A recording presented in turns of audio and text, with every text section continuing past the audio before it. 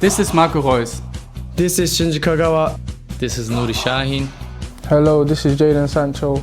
And you're listening to the Yellowwallpod.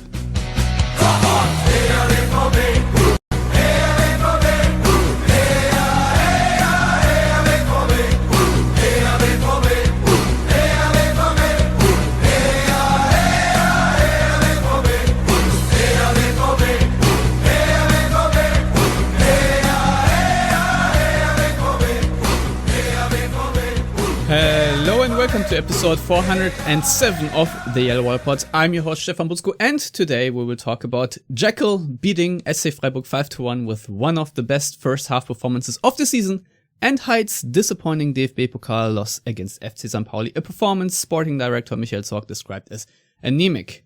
Will it be Jekyll or will it be Heid showing up in Hoffenheim? For all that and more joins me Lars Pollmann to discuss this great yet terrible week of Borussia Dortmund football. Hello Lars, how are you doing? Hello Stefan, I'm currently mostly confused as to how one would describe the week as great.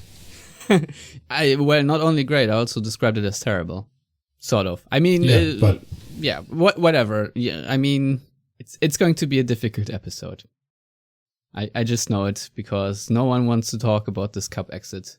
But what I do want to talk about is that we do have a sponsor for this episode. Wir sind komplett schuldenfrei, wir zahlen keinen einzigen Euro an Zinsen. And this episode is sponsored by Justin Pasquale, who is giving a shout out to his friend Sean Gerhardt. So that's very sweet, and shout out from us to Sean. Thank you very much, you two, for listening. And if you want to sponsor an episode, go to patreon.com/theyellowwall for more information. And now, Lars, it is time for us to, I guess, first put our focus on the better things. Borussia Dortmund did beat SC Freiburg 5-1, and as I previously mentioned, at least for me, it was the best first half of the season. What are you making of this match where I think Thomas Meunier said afterwards to my good friend Archie Rentut, we were just the team that everyone expects every week tonight? Yeah, I mean, I would agree. First half, probably the best 45 minutes this team has shown all season, or under Marco Rose in effect. Totally dominant. I mean, Freiburg obviously aren't slouches. They had the best defensive record away from home going into this game, and Dortmund put 5 past them. So, I mean, I don't know that we necessarily need to spend too much time with the Freiburg game because A, it's been almost a week and I've forgotten everything but Meunier scoring 2-headed goals. And B, the cup exit kind of mars any positive developments we've seen previously. So obviously a very strong performance against Freiburg from a lot of individual performers as well. I think Dahoud was far and away the best among very good players, if that makes sense. Meunier obviously scoring a brace, which he also said was a miracle, I think. Brandt providing 2 assists for him. Haaland breaking his scoring drought, the long wait over after 2 games. But yeah, I mean, as I said, everything positive we can say about the Freiburg game, you can also almost turn it into a negative when thinking about the cup game against St. Pauli. So me being a negative force in the world as usual, I only the number 2 according to Reddit on Dortmund Twitter, though, behind me, yours truly, number 1 negative Twitter person of the year, Stefan Butzko.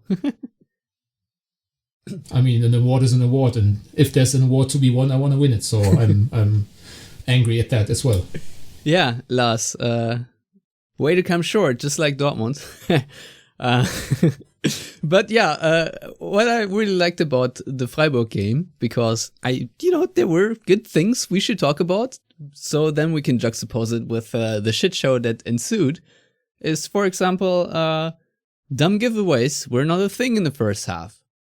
Dortmund, for example, really snuffed out Freiburg's pressing triggers to isolate Meunier on the right side. Didn't quite happen in the build-up. I thought that Dortmund were very patient and took very good care of the ball, which I really liked, because the moments where they just get sucker punched on the counterattacks just weren't there for Freiburg. And It's a little bit on Christian Streich too, the way this game happened, because I think over time, after always trying to, be proactive against Dortmund, he is now very reactive, and Dortmund, I think, this time capitalized, especially in the first half.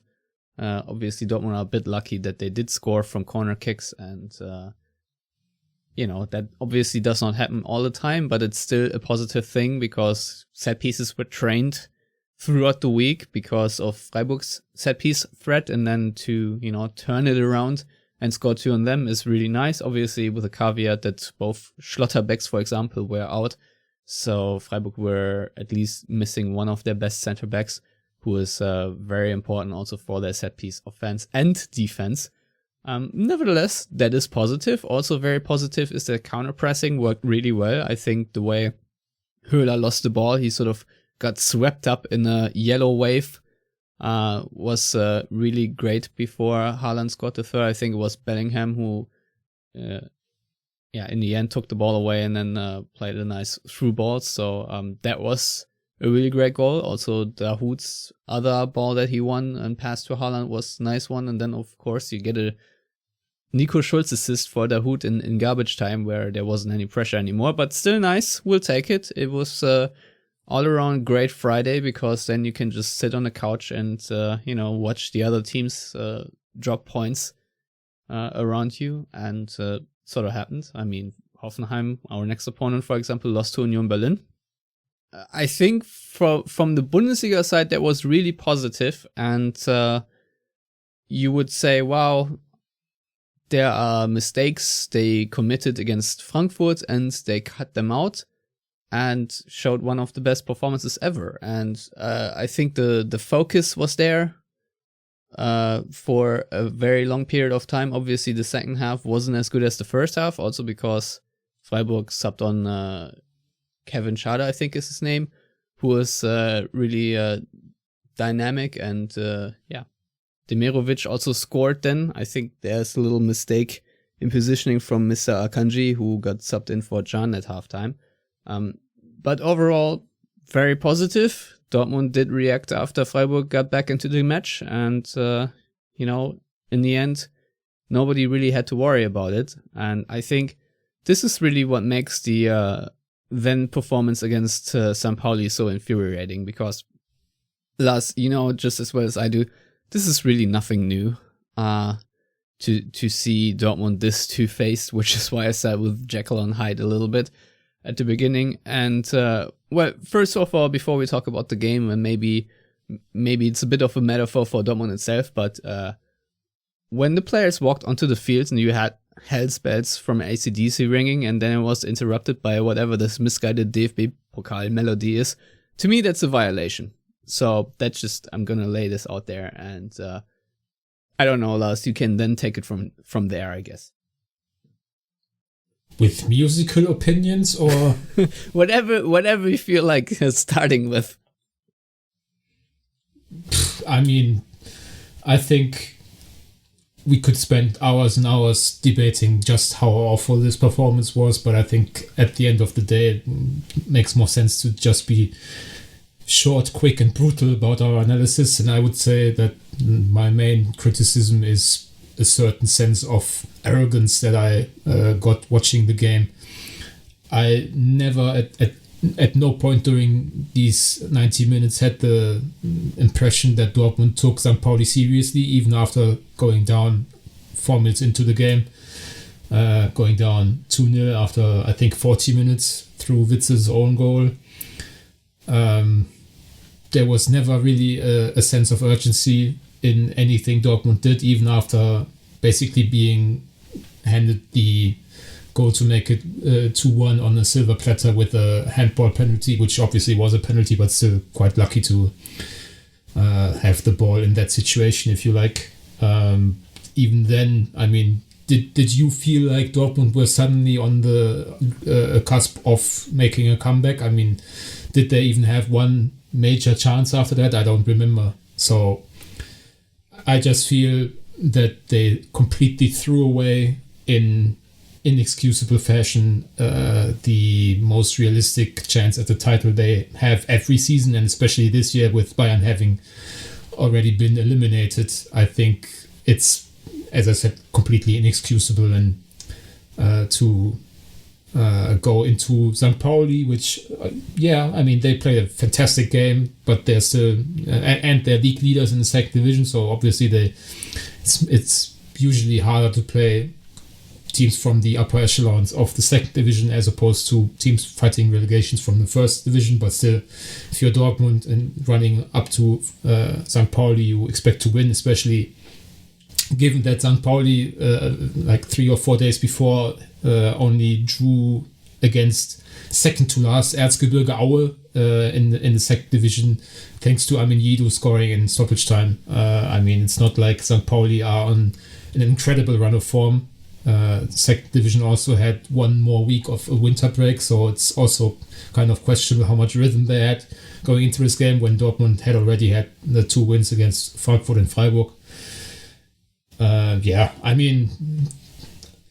I was kind of surprised, and I think you said something similar, at just how angry this made me, because we all know that this is who Dortmund are, 1 step forward, 2 steps back all the time, especially this season it feels like.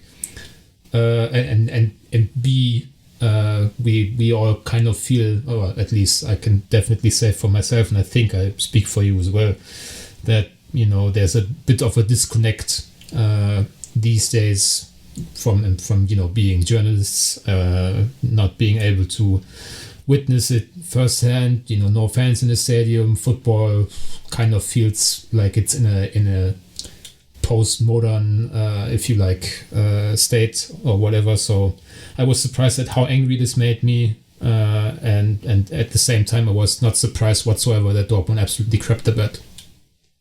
Yeah, and the thing is, you really just go back to the absolute basic questions. What does it mean to play for Borussia Dortmund? Where is the passion in this team? Where is the will to give you all for your club? Where is the team spirit? Where is the determination to bring home another trophy to Dortmund? These are the questions I have coming out of this game, to be honest. There are obviously other questions you can ask, but these are sort of my main questions.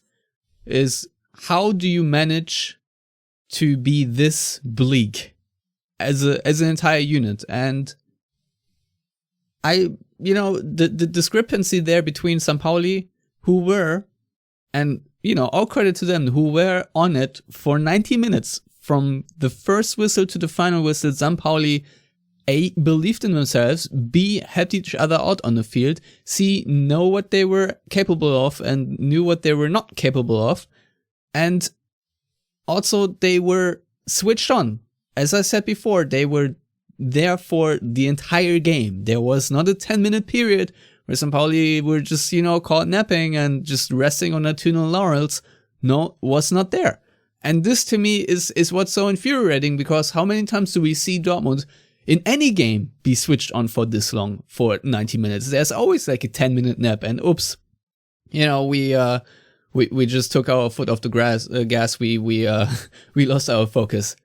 And I'm a bit envious and jealous that St. Pauli fans got to witness such a performance from their team, which is obviously awesome for them. And it's kind of sad that it wasn't a full stadium for them to witness this. But Jesus Christ, and that's my question, because I feel like it hasn't happened in years. And I think Rose said this much after the game, that, this Dortmund were victims of their own cliches, basically, and cliches that have been around for months, years, whatever, is when will this team become a unit again that's fighting with spirit, and where you can have the measuring stick, the Borussia Dortmund measuring stick is, did you give your all? Can you, after the game, look into the mirror and say, I left it all out there? That's all I'm asking for. Mistakes can happen. You can screw up a cup game against a second division team, which is hard to do, but it still can happen. You can be super unlucky, but this was not down to being unlucky in my book. That was just down to, as you said, being arrogant, thinking, oh, well, over time we'll I don't know, tired them out and eventually we will score. But no, if you think about the final 15 minutes or so, there was nothing. Just in stoppage time, they got out the what we call in German the Brechstange, the crowbar, and punt in a couple of crosses. And this Malen cross attempt was just so pathetic in the end. It's to me, this is what enrages me. As a fan, you want to see a unit of players that fights for something. And you said it yourself, the title, the DFB Pokal is probably the best shot they have, and they will just all willy-nilly about it. And to me, that's not good enough, and we need to instill a much different culture. And before that does not happen, I don't think there's any hope for this team. I just don't, because, against Freiburg, it was awesome. It was really fun to watch. But where is this against Pauli? Why can't it only be switched on for one game and then you lose it? Explain this to me. If you can. I can't. I don't have any explanations. No, and what's especially frustrating is that invariably when talking about this, you have to at some point come to the term that isn't allowed in Dortmund, which starts with M and isn't Meisterschaft. It's mentality, and they basically jump in your face in Dortmund when you mention that word, and they don't want to hear it, and they think it's all BS and whatever. But I dare anyone to watch this cup game and not think that this is a team that has a problematic mentality about the way they do their football business. I mean, when I watch a super talented, awesome player like Rafael Guerreiro not track back despite being a left back in a 4-man defense, when he stands around with his hands on his hips, I mean, how is that not a mentality issue? I mean, obviously we know that he's not necessarily a natural defender. I would also argue that Dortmund usually play with 11 non-natural defenders. Yeah, even more reason to track back if you don't know you're not good at it. At least try. Yeah, one would assume that's the case, but not only that, I mean, we know that, Guerreiro doesn't necessarily fulfill his defensive duties with the utmost diligence, but, I mean, couple that with his lack of attacking output in this game, the pinnacle of arrogance, which was his outside of the boot attempt, which, when it comes off, I'm sure I'm waxing poetic about it for 30 minutes on this podcast, so shame on me as well. But when it doesn't come off, it seems incredibly arrogant, and that's kind of summed up the entire performance of the team. And I don't want to necessarily single out Guerreiro, but I can because he's already blocked me on Twitter. He was emblematic of everything that is wrong about Dortmund in these kinds of games, and we've praised him often enough to now be able to criticize him harshly as well. And obviously he wasn't the only one. I mean, how Marco Reus got to play 90 minutes in this game, I will never know. Maybe Rose was scared of taking him off after the reaction Reus showed against Freiburg after, 70 minutes or so.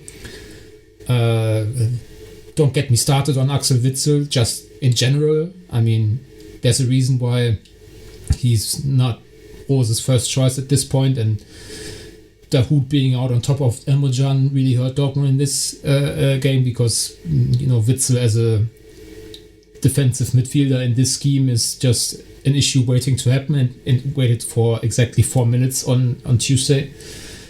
Haaland, too many games like this where he doesn't look like the striker whom clubs are lining up to sign for 80 million plus $500 million in wages and Raiola. Did you see his first touch in this game? Jesus Christ, the ball bounced like Mario Gomez style, bounced further away from him than the pass was. And the biggest issue is that all the players we are mentioning, I mean, it's not like they had Nico Schulzes and Felix Paslaks, who there's clearly a bit of a lack of ability that has to be factored in. No, minus Witsel is probably our best starting 11.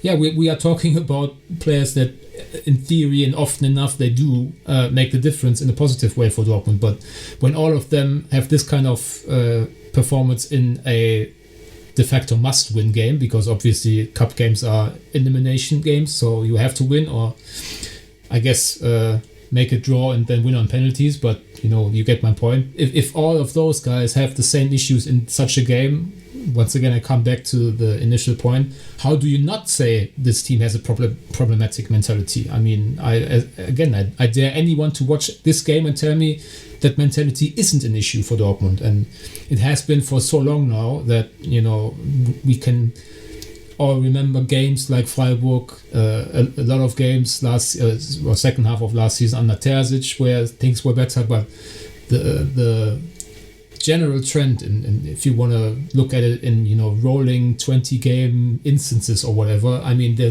they are stumbling from one of these instances into another with the occasional step forward sprinkled in. So this is the full-on Dortmund experience, and for the first time in I think 11 and a half years, it bit them in the cup against a lower league team, and that's just not acceptable, especially given that the Bundesliga is basically over for them. I mean, they won't catch Bayern, obviously. And not with that mentality, they aren't. No. Yeah, that's not a question of mentality. That's a question of Bayern being too good for this league. They are also very hardly going to miss out on Champions League football just because the opposition takes away points from each other every week now. They completely crapped the bed in the Champions League.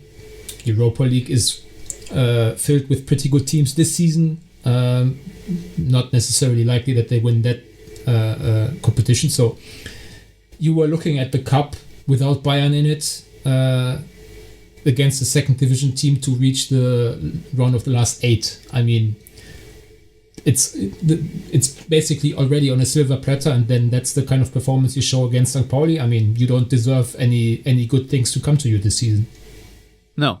And my question for you is, and I've heard a couple of whispers now, what does this do to the image of Marco Rose? Because now, as you said, Dortmund did not survive their Champions League group, and they are no longer in the cup. Where does Marco Rose fit into this equation? Because obviously, when you talk about team mentality and the team not ready to fight, and snoozing into a cup match when a title is on the line, I think that obviously reflects poorly on the coach. There's no way of it not doing. So how do you come down on that? I'm not saying I'm not here with my Rosa out, sign just yet, but it obviously does not help him. No, I mean the buck stops with the head coach in football, and I think given that now I think it's 29 official games under Rose, they've already missed out on 2 of their 3 objectives, which is make a deep run in the cup and survive in the Champions League. And the third objective, I guess, is make a run at the league title if Bayern give you an opportunity, which they aren't going to do, so fair enough. It's definitely not a strong record so far. I think there are a number of circumstances that we have to take into account.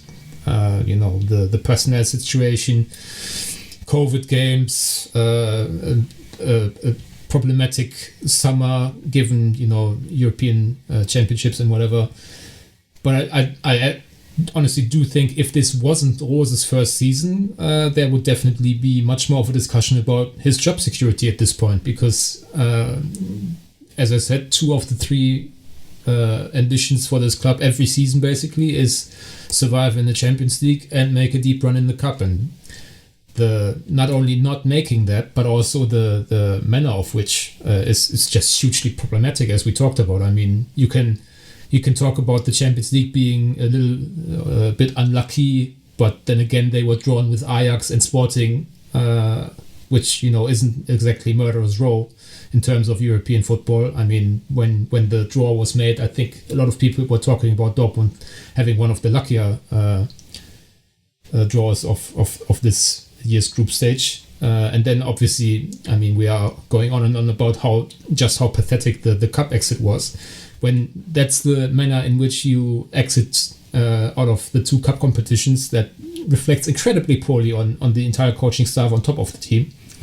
And if there weren't so many circumstances that we need to take into account, and if this wasn't Rose's first year with all the circumstances that come with that in itself, I think there would definitely be discussions about removing him from his head coaching position, because his record is just not particularly impressive. I mean, second in the Bundesliga with Leipzig struggles shouldn't be considered a massive achievement at this point of the season. You can argue that the points total is great, but actually their performances haven't been on par with their points total.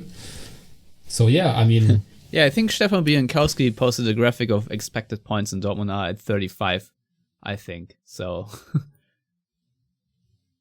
Yeah, and that also passes the eye test. I mean, how often in the first half of the season did they win games when people were making it out to be, about great mentality and good teams only jump, or good horses only jumping as high as they must, as we say in German, when in reality the performances were just poor and opposition didn't really punish them enough for it, or they just had Haaland or at times others just outscore expectations. So I think the first game against Hoffenheim is a perfect example for that, because Hoffenheim, I think, equalized in like the 90th minute, right? It was 2-2, and then in 91st minute Haaland just fires an absolute thunderbolt from close range to still win it. But this is the sort of game where I look at Dortmund and know, well, usually they don't really win this one, and the way they conceded the goals, also maybe they didn't quite deserve it. And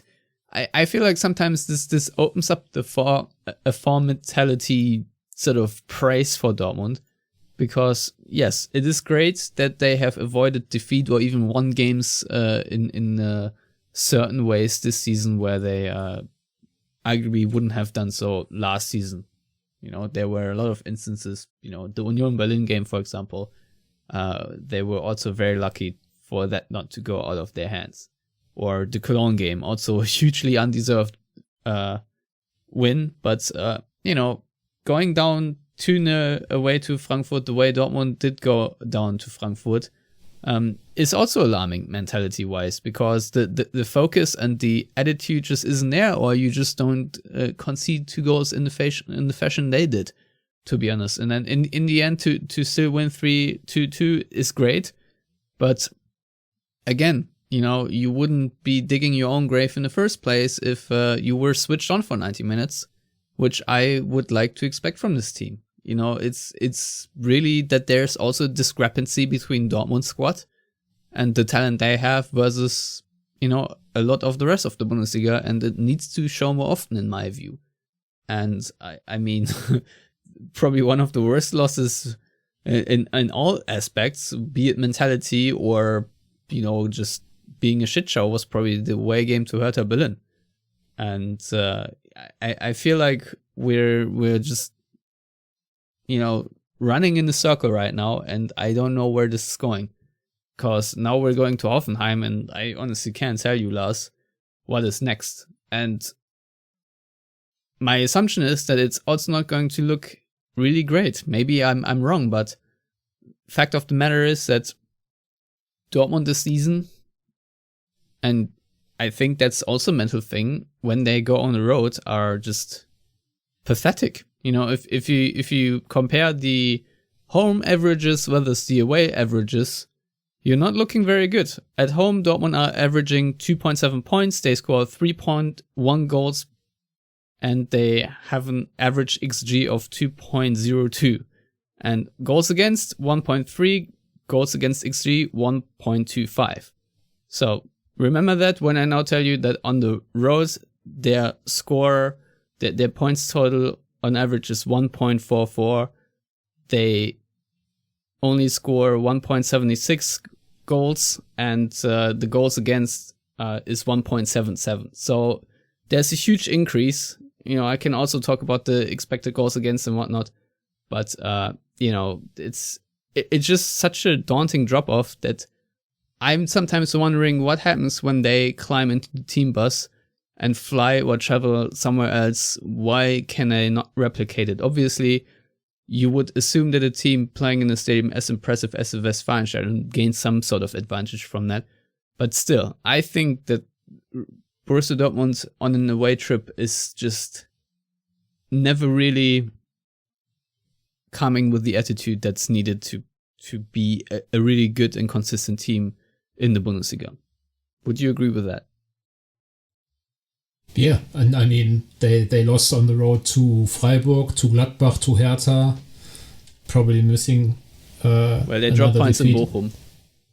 Yeah, okay. But I mean, look at those numbers and then imagine that they also have to still go to Munich and get the annual battering from Bayern in the Bundesliga. And it gets even more alarming. Also in, now the cup exit at St. Pauli, Champions League, pathetic at Ajax, losing the must win or must not lose, I suppose, game against Sporting away from home. So I must not lose by 2 goals.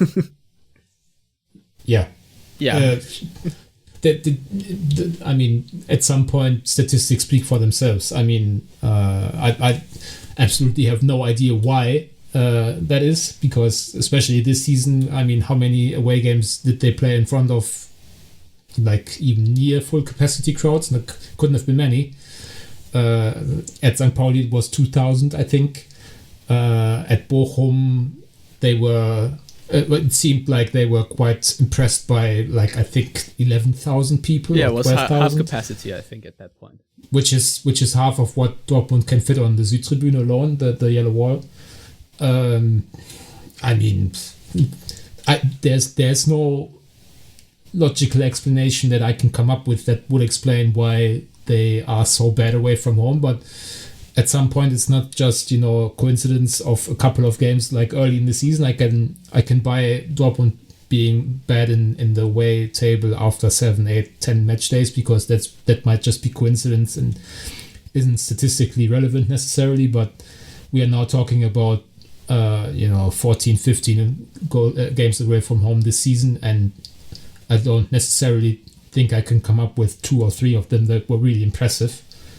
The only one that comes to my mind immediately would be the Besiktas game, but they were the worst team in the Champions League this season, I think, statistically speaking. And was that really such a great game from Dortmund?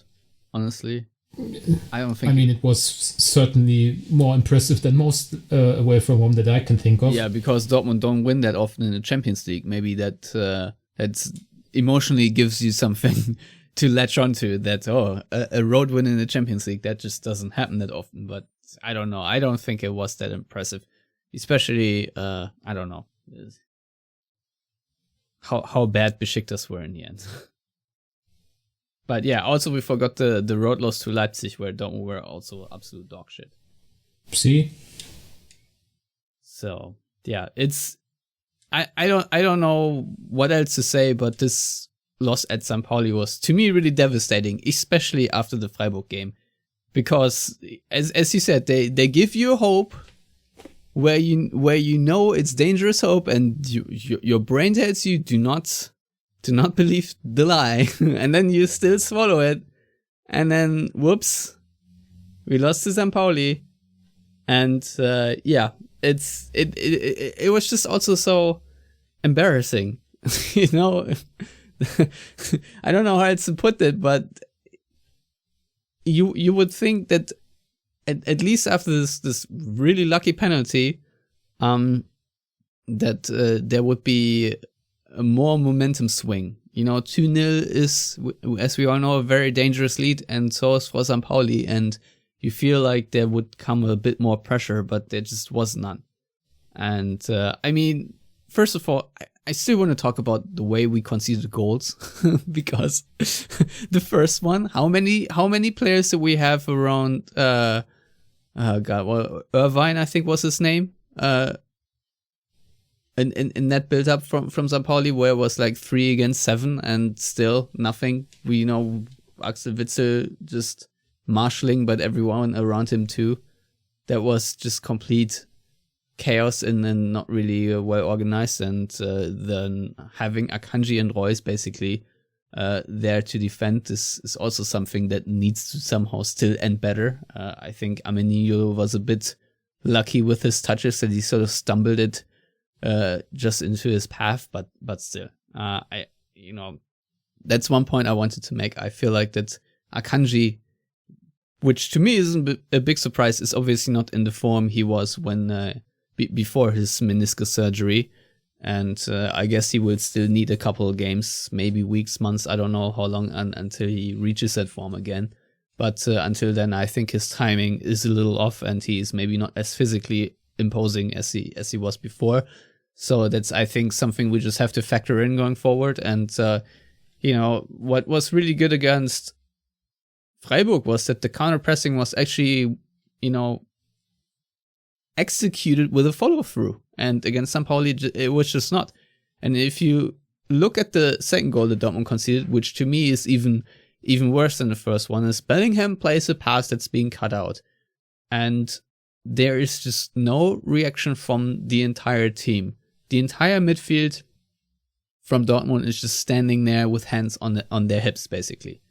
Then Guerrero leaves his line because Axel Witsel, who is our holding midfielder, is for some reason, I don't know why exactly, is in the backline at this moment in the build-up, and he is not a holding midfielder, so there's a whole gaping hole on the entire pitch where Pauli can combine through. So Guerrero leaves his line, and he just tries to win the ball, but he just jumps sort of past it, and then, as you said before, he just stands there and watches it all unfold. And obviously it's then Burgstaller who plays the cross that Witsel dunks into his own net because of his lack of pace and positioning. And I think to an extent that's also bad luck, but it's just metaphoric. So I'm not surprised that I think Ruhrnachrichten said literally that there's no scenario in which his contract will be extended. And thank God. Obviously that's the right decision.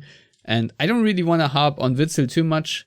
I think his time is just over at Dortmund, and I think when he came in, for the time, he was a good transfer, and it made sense because for Favre's style of play, he was a good player. He brought some physicality to the Dortmund midfield. He needed to bring some moments of zen with his passing back to Dortmund, who were absolutely a chaotic clusterfuck at this moment. And he did all that, but right now I don't think he is really helpful when he's on the field. I think on the contrary, I think he's a total liability because you can't trust him at any moment to either make the right call to be aggressive enough in the tackles or to cover anyone really, because he is just so slow. So that's just that. And then obviously on the offensive end, you had two genius balls to find Torgen Hazard one-on-one against the keeper, and then again Marco Reus, and both were fluffed, and those are also the only two chances I really recall outside of the boot shot that Guerrero had. And then it's already pretty slim. Dortmund's combination play had a couple of good moments, but for the most game it was just that. And then toward the end of the game, you just want more energy from this team, and it just wasn't there. And my question to you is also, do you think Rose should have reacted a little bit sooner to bring a player like Moukoko or Tigges or anyone? Because I think Moukoko was brought in the, close to stoppage time. I mean, obviously, I suppose Moukoko still has physical problems. He missed training, I think, in the week before the cup game at some point. Very curiously, also didn't play against Freiburg, so clearly they don't think he's ready for too many minutes. But I mean, I usually wouldn't necessarily propose bringing on Tigges and pumping long balls into the box, but everything else wasn't working either, so might as well try with another body up front. Tigges showed against Hertha, for example, that he does know how to head the ball. Given that Dortmund were chasing the game and not creating anything from open play, maybe bringing on just another body for corners and free kicks would have helped.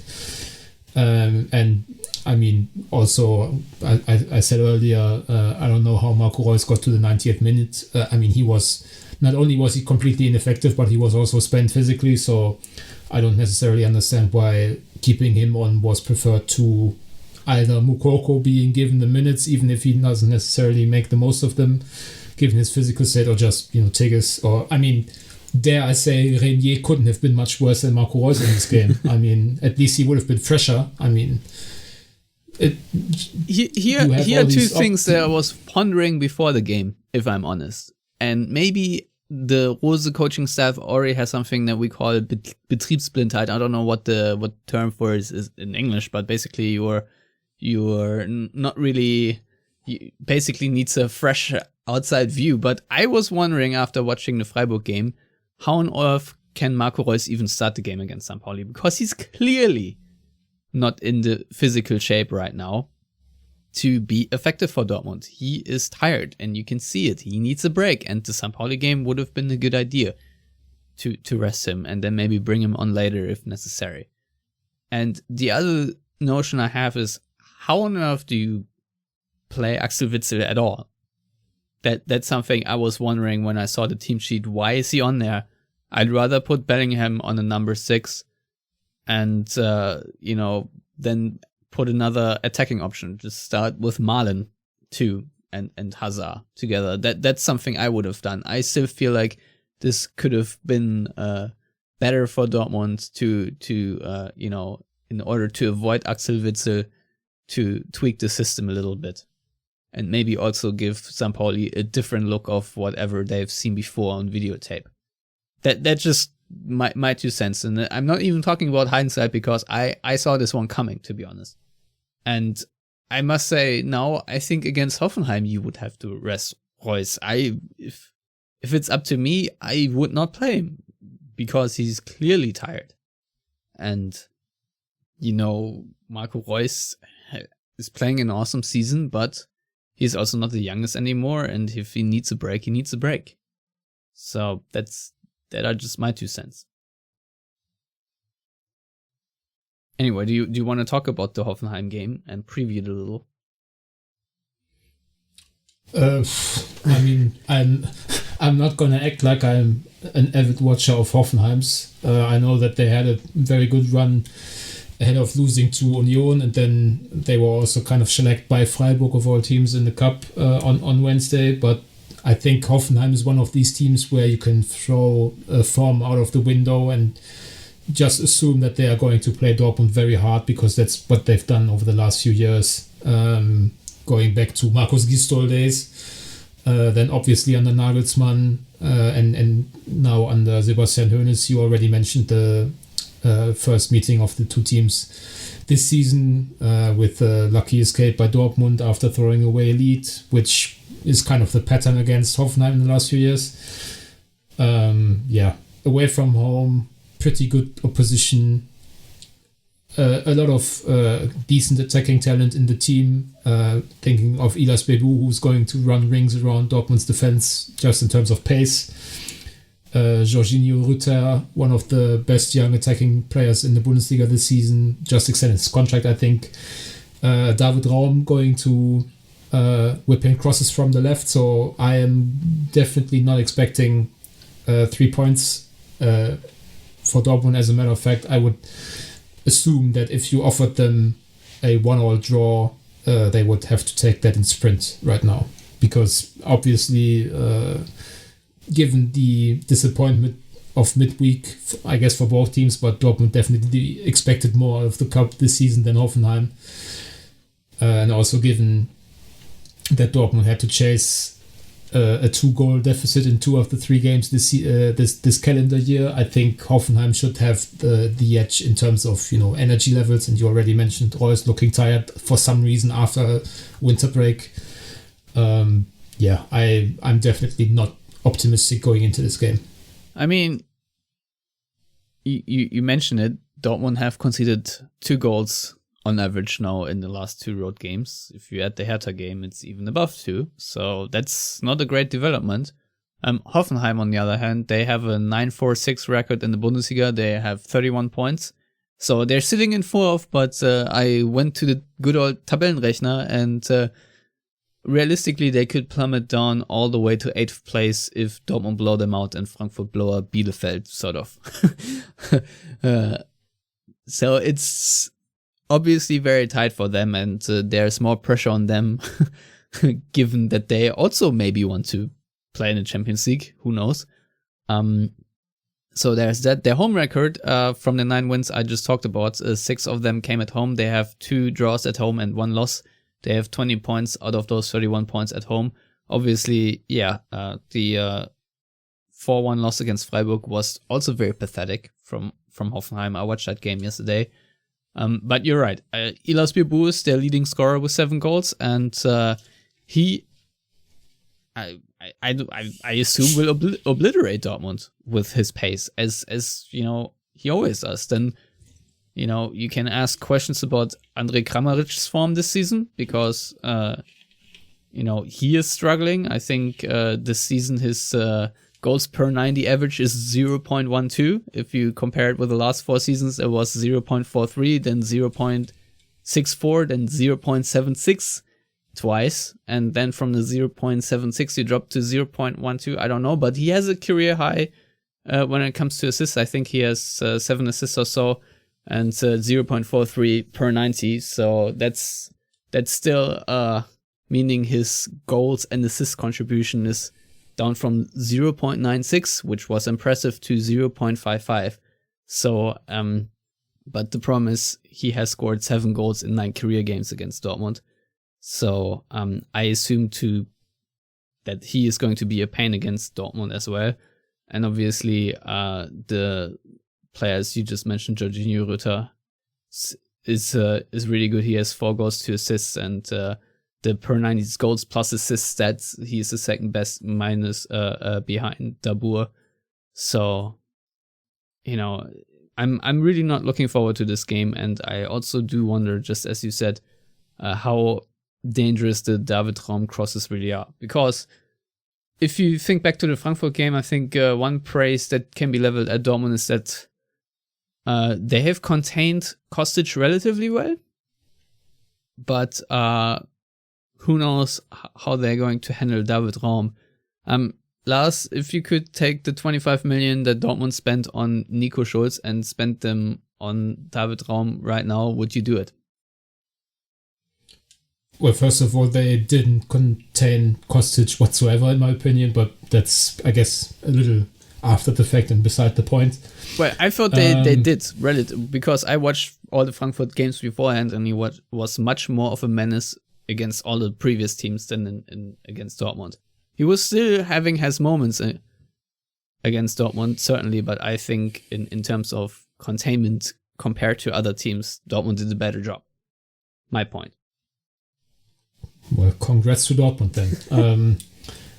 Would I pay 25 million for David Raum? I'm not necessarily in favor of paying 25 million for defensive players in general, because that seems like an inefficient market evaluation. I would definitely rather spend 25 million on David Raum than on Nico Schulz, that's for sure. But no, generally speaking, just in terms of positional value, a left back shouldn't cost you 25 million. And just because Nico Schulz did, that doesn't justify such an expense. But he's definitely a good player. Very questionable tattoo choices, in my opinion. So that's obviously very important in modern football. But yeah, I mean, this is one of those cases where a player from the second division was available on a free, and the question was which Bundesliga team would get him. He went to Hoffenheim. He's going to extend his contract now, has been reported, but will presumably get a buyout option, and he's not going to stay at Hoffenheim beyond, let's say, 2023. So presumably already out of Dortmund's reach, I would say. Yeah, I don't know yet. I have to see more of him to be honest, if I would even say Dortmund should take interest in him or not, because I personally haven't seen enough. But yeah, the stats are certainly interesting, but he is also lacking a little bit in the defensive department, I might add. So maybe just maybe Dortmund need to focus a little bit more on other attributes at the moment when they are looking for a left back. So just saying that, I think the one good news is that today Dahoud was back in training after overcoming some sort of back pain, and that's about it, right? I mean, the good news also is that there are, as point of this recording, there are no new injuries. Obviously, players are always carrying knocks around. I think Meunier got a knock against Freiburg where he twisted his ankle first, and then someone also stepped on it, but he at least played against Pauli. So there's that.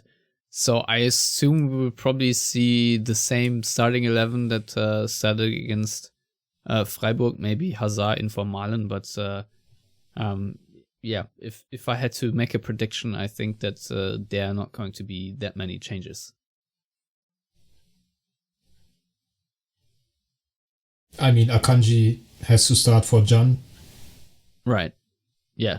Obviously. Which wasn't the case at Freiburg, but other than that, I mean, most of them select themselves. That's the issue. I mean, it's not like Dortmund had, huge personnel problems in the last week or so. I mean, obviously Dahoud was massive, and Can in terms of not having him or Dahoud, so Witsel had to play, but it's not like, as you said earlier, this was some sort of B team in the cup that they stumbled over. I mean, largely first choices all around. So I guess if you want to put a positive spin on it, it's going to be largely the same personnel getting the opportunity to make amends for what happened on Tuesday, with the obvious exception, one would think, of Witsel, who's going to be replaced by Dahoud.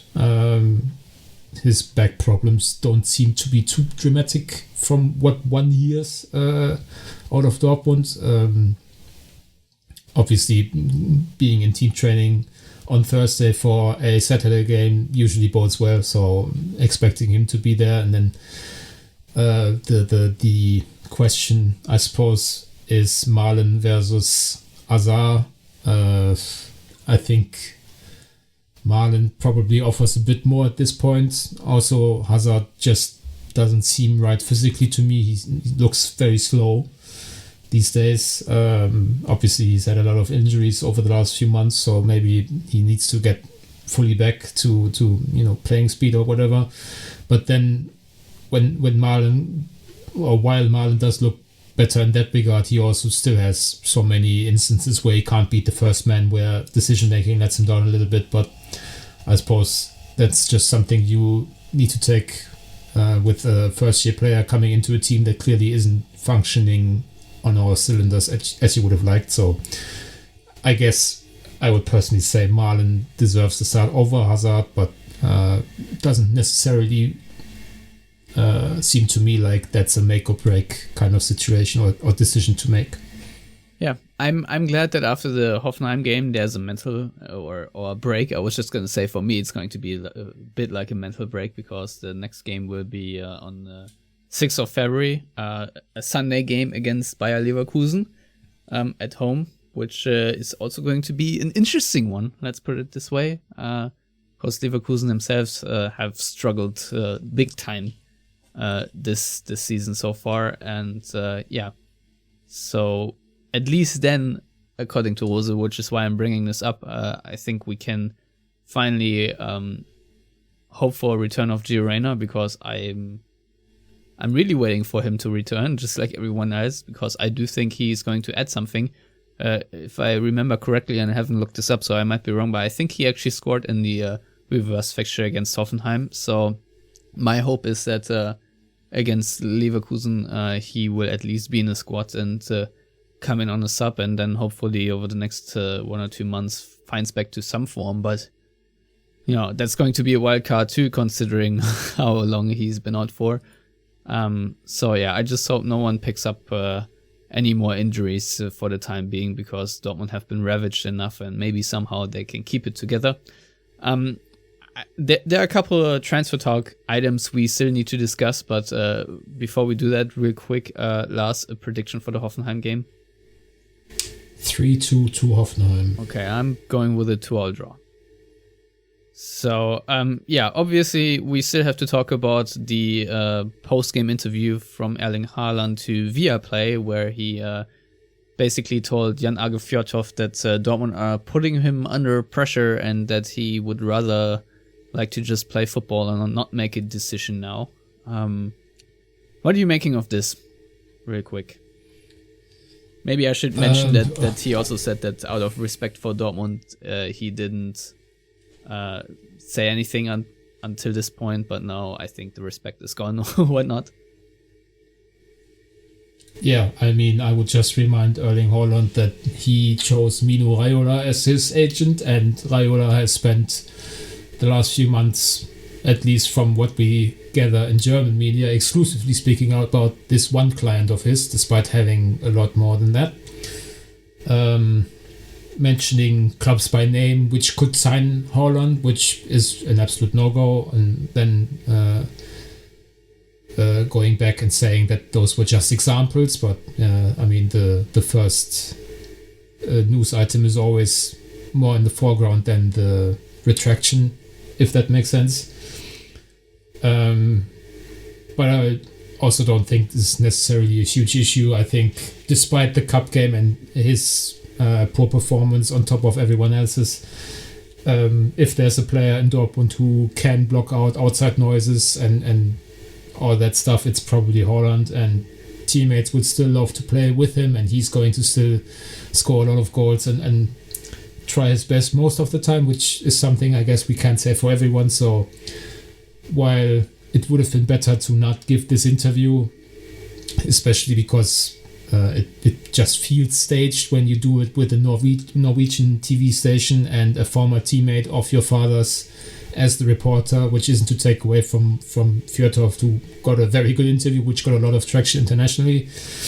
I don't think it's necessarily a huge issue. So, and I definitely also don't think that, Dortmund did anything wrong if they said, we need a decision relatively soon, because quite obviously they do. In the release clause or gentleman's agreement or whatever they have with Haaland, which still isn't necessarily something we definitely know about, there will be some sort of time aspect until which point Haaland can activate the clause or the agreement or whatever you want to call it. But I mean, if that's late April, which wouldn't be unusual for Bundesliga contracts, that's already too late for Dortmund to have to look for a number one striker and goal scorer next season. So it's only natural that they want a decision as soon as Haaland feels comfortable making it. I think it's pretty clear that he's going in the summer if he gets the kind of offers that he wants. I would presume that's for him, it would probably be between Real Madrid, Barcelona and Man City. But that's just my speculation or slightly educated guess, I guess. But yeah, I don't think he wants to say necessarily, but I wouldn't necessarily be surprised myself if the opportunity to leave wouldn't present itself in the way that he anticipated. Obviously, nobody thought that we get another full year of COVID and empty stadia, and in some leagues anyway, and a lot of missed out revenue for the big clubs. So maybe there's an opportunity for Dortmund to keep him around for one more year. And despite being pressured into an early decision and whatever, I think Haaland is gladly going to sign a contract extension at Dortmund if that comes to be. That gives him a 100% markup on wages for one season. I don't think that's like a terrible fate for a player to endure at the age of then 22 or 21. Yeah, I would agree with that. I don't know. To me, maybe I'm just too disillusioned about these things, but to me it was more of a ploy between, I think, Sport 1 even reported that Fjørtoft before the interview talked to like Team Haaland in the stands or whatnot. And, obviously the headlines, especially in Germany, were like Haaland criticizes Dortmund about being pressured or whatnot. But to me, it was like, Dortmund is pressuring me, so I don't want to make a decision now, but I feel like I have to make a decision now. Hint, hint, hint. So that's what it was to me, is like, okay, everyone bring your offers now, because Mr. Erling Haaland is going to decide soon where he will land. So I don't know. To me, that was more of a public signal to other clubs to get their shit together, if you will. I don't know. Maybe I'm reading too much into it, and there's no such thing. But that's at least how I am reading it for now. Anyway, let's move on, because we have just breached the 1 hour mark. Quick update: Ansgar Knauf joined Eintracht Frankfurt today on loan until the end of the 2022-23 season. So 1.5 year loan for him. Obviously, your colleague, Benny Hoffmann, has reported that he will also extend his contract with BVB until 2024. What did I say? Hofmann? Heinrich, yes. Benny Heinrich. See, I even wrote it down. Sorry, Benjamin. Benny Heinrich reported that he will extend his contract until 2024, and that there's no buy option. I think, considering the amount of playing time he got or didn't get ever since he played a decent Champions League quarterfinal against Manchester City, this is a decent move, because I think Eintracht Frankfurt have some need on the position he plays, especially because Frankfurt do have, in my opinion at least, a bit of a lack of pace up front, and he could help them with that. I don't know if he's going to be a regular, probably not, but at least I hope and assume he will get more playing time there. And if his development in Dortmund is stagnating because he's not getting playing time, that's the right move. Lars, do you have any other opinion? I mean, I would be surprised if Knauf ever developed into a massive factor for Dortmund. So I'm not opposed to him spending 1.5 years away to further hone his craft and maybe surprise me. I think Frankfurt is probably at too high a level for a guy with very little experience to make an immediate impact. So maybe that's why it's a 1.5 year loan, so he can get acclimatized for 6 months or 5 months, and then have a full summer to break into the team more. But I just, from what I've seen of Knauf's, I just don't think he's a talent of the highest echelon. So I don't think it would be the worst of things if Frankfurt had a Knauf option for the player. Very good. All right, so I'm about the 1000th person to make that joke, which only works in German today, so I apologize for that. Well, the good news for you is I haven't read it anywhere yet, because I wasn't really that much online today. So I'm liking it since it was the first time I've heard it, and I did not think of it myself. So there you go. Also, I don't know, non-news of the week is, I think Sportbild said that next to Witzel, also Ranier and Pongracic will not have their contracts extended, and they will leave after the summer. Yeah. No shit. Duh. So, this is, I think, all the transfer talk / news we have for this week, because I've not seen any other semi-credible rumors. Roman Bürki is still training in Dortmund in Trainingsgruppe B Urki. And that pretty much sums it all up. So, yeah. Anyway, I guess we can also knock it on the head now, Lars. It was a pleasure talking to you, but it was not a pleasure talking about Borussia Dortmund this week, I'm afraid.